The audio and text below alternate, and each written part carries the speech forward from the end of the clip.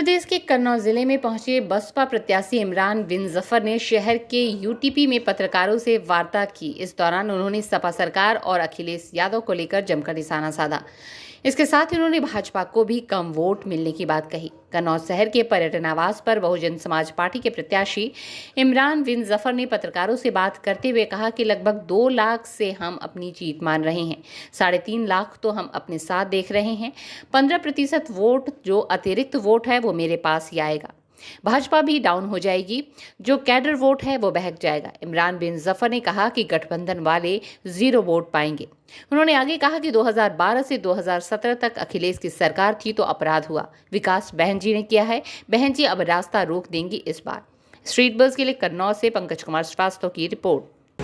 आज की जो प्रेस कॉन्फ्रेंस हमने रखी है, इस प्रेस कॉन्फ्रेंस का जो मेरा दायित्व वो हमारी बहन हमारी मायावती जी के धन्यवाद के लिए है, जो उन्होंने समझिए कि जितना उनके ऊपर लोग आरोप लगाते हैं, मैं एक मिसाल हूँ उनके लिए कि एक आम आदमी को उन्होंने अपनी पार्टी का प्रत्याशी बनाया, वो भी कन्नौज लोकसभा से बनाया, जो कि कन्नौज लोकसभा इतनी उत्तर प्रदेश में हाईलाइटेड लोकसभा है कि यहाँ पे आदमी सोचता है कि कोई बहुत बड़ा बाहुबल या बहुत बड़ा उद्योगपति चुनाव लड़ेगा, बहुत बड़ा नेता, लेकिन हम एक आम आदमी इमरान बिन जफर वो बहुजन समाज पार्टी से प्रत्याशी बनाए हैं। इसलिए मैं अपनी बहन हमारी मायावती जी का धन्यवाद करता हूं और पूरी ताकत से उन्होंने जो मुझे आशीर्वाद दिया है, मैं उस पर लड़कर और इस सीट जीत कर उनके झोली में डालूंगा, ये मेरा वादा है उनसे। किन मुद्दों को लेकर आप जनता के बीच में जाएंगे? देखिए, कन्नौज के अंदर जब मैं 2014 में चुनाव लड़ा था तो एक बहुत बड़ा मुद्दा यहाँ परिवारवाद का था और भ्रष्टाचार का था।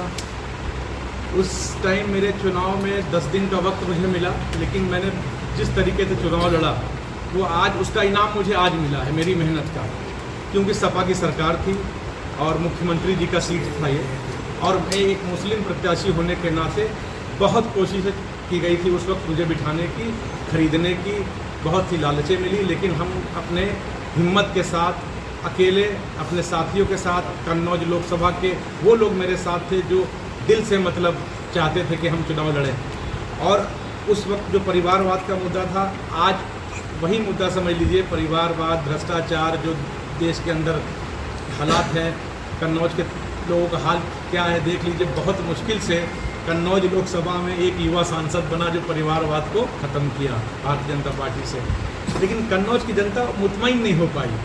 परिवारवाद को हटाने के बाद भी एक युवा सांसद उनको उनकी वो वादों पे खरा नहीं उतर पाया, और सारे समाज में एक ऐसा रोष है कि जिस तरीके से हमने सांसद को बनाया वो सांसद जो है हमारा भाई और बेटा सही बन नहीं पाया। तो वही जगह जो है हम कन्नौज लोकसभा में 2010 साल तक हम कन्नौज से जुड़े रहे, आना जाना रहा, और आज हम फिर उनके बीच में आए हैं। और हमारे साथ कोई ऐसा नहीं कि दलित समाज और मुस्लिम समाज, मेरे साथ हर समाज का व्यक्ति है, और बहुजन का मतलब होता है कि उसमें सभी आ गए, कोई जातवाद नहीं, कोई धर्मवाद नहीं। हम इंसानियत के लिए चुनाव लड़ेंगे यहाँ पर और इंसानियत की जीत करेंगे, किसी मतलब हम गठजोड़ में नहीं पड़ेंगे।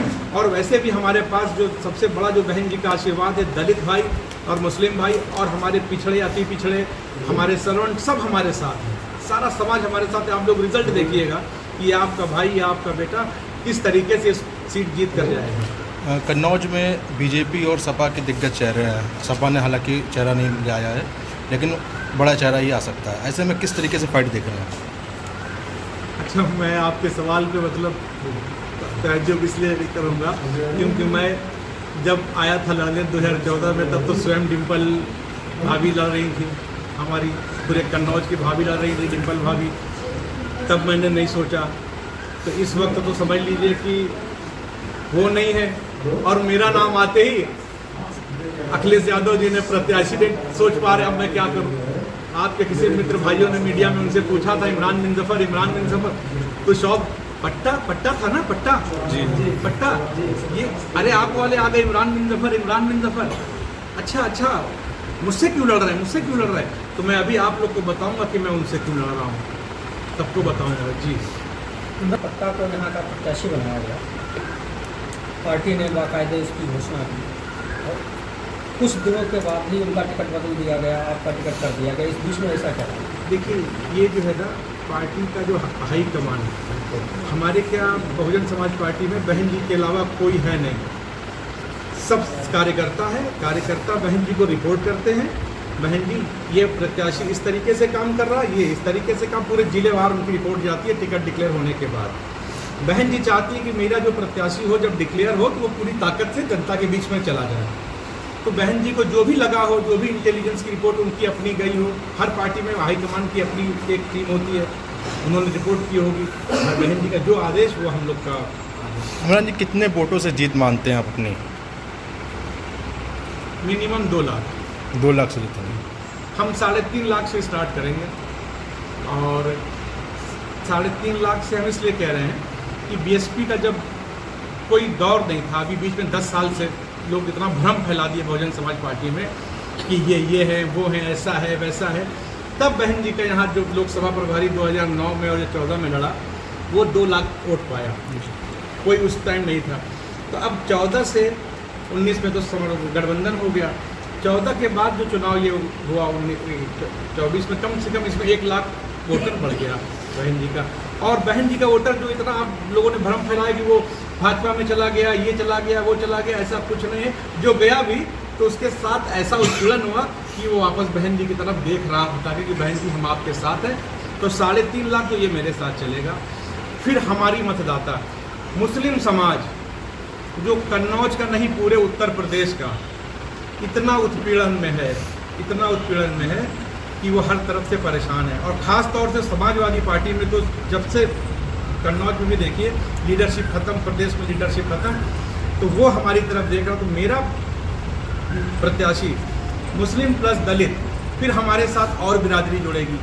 एक 15% वोट जो होता है ना हर लोकसभा में, 15% फ्लोटिंग होता है, वो धर्म जाति का नहीं होता, उसको आप किसी कास्ट से जोड़ते हैं। हर पार्टी का कैडर वोट होता है, उसके बाद प्रत्याशी का अपना वोट होता है, एक फ्लोटिंग वोट होता है। वो आखिरी टाइम तक देखता है कि हम किधर जाएं, कौन सा कैंडिडेट अच्छा है, किसका माहौल चल रहा है, वो उधर स्विप कर जाता है। वो 15% मेरे साथ आएगा, क्योंकि मेरे पास उनको नया चेहरा मिलेगा, हर वो मेरे साथ आएगा। हमारा आंकड़ा 6 लाख के ऊपर का है। और ये लड़ाई जो है समझ लीजिए कि हम तो किसी से नहीं कहेंगे, अभी भाजपा भी डाउन हो जाएगी यहाँ से। देखिएगा, अभी आने दीजिए हमको, इस बात विचार कर लें। 2000 था समाजवादी पार्टी से आपके साथ, गठबंधन के बाद भी यहाँ पर सीट समाजवादी पार्टी नहीं जीत पाई, तो आप अपनी जीत कैसे सुनिश्चित मानते हैं? ये तो यही समझने वाली बात है। आप हराने के आए थे? यही बहुत बड़ी बात है कि ये गठबंधन करके, गठबंधन जब होगा भाजपा जीतेगी।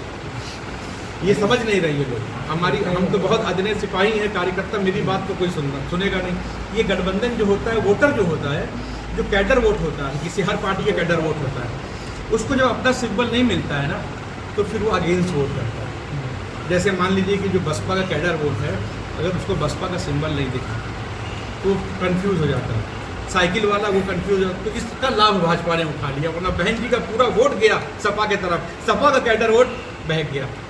सपा के नेता कहते हैं कि कहीं ना कहीं बहन जी जिस तरह से प्रत्याशियों की घोषणा कर रही है, उसमें से 60% के ऊपर मुस्लिम प्रत्याशी हैं। कन्नौज में भी मुस्लिम प्रत्याशी को यहाँ पर घोषित किया है, तो क्या मुस्लिम वोटर्स को प्रभावित करने के लिए? अच्छा, ये बताइए, जैसे कि ये आरोप, इतना बड़ा आरोप लगाया जा रहा है विपक्षियों द्वारा, कैसे लीडरशिप पे आएंगे हम लोग, बताइए। हम विधानसभा लोकसभा कैसे पहुंचेंगे जहां 40 से 50% मुस्लिम मतदाता है? बहन जी वहीं टिकट दे रही कि दलित समाज और मुस्लिम समाज और श्रवण समाज बहुजन मिलके उसको जिता सकता है।